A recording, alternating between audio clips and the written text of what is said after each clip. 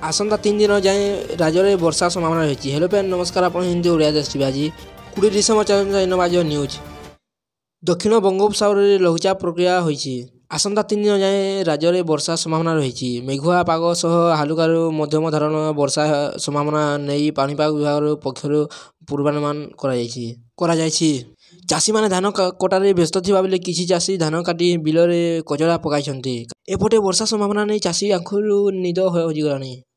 आसंता 21 तारिख जाए राज्यर विभिन्न स्थान में वर्षा संभावना रही। दक्षिण उपकूल समेत उपकूल ओडिशा किछि अंचल में हालुकारु मध्यम धरण वर्षा हेबार संभावना रही। आगामी 5 दिन गाय पर्यंत सुखिला रहिबो। किछि स्थान में वर्षा हेबार संभावना मध्य रही। 19 तारिख में पाग मेघुआ रहिबो बोली एनई अकल करिछि भुवनेश्वरित आंचलिक पाणीपाग विभाग। पुरी केन्द्रापड़ा गजपति जगतसिंहपुर कोरापुट रायगड़ा जिले में हालुका वर्षा हेबार संभावना रही बेले गोटे दुईटी स्थान में मध्यम धारण वर्षा हेबार संभावना रही। अभ्यंतरीण जिला गुड़िक हालुकारु मध्यम धारण वर्षा हेबार पाणीपाग विभाग आकलन करिछि। 21 तारिख में हालुकारु अंतरन हालुका वर्षा हेबार अछि।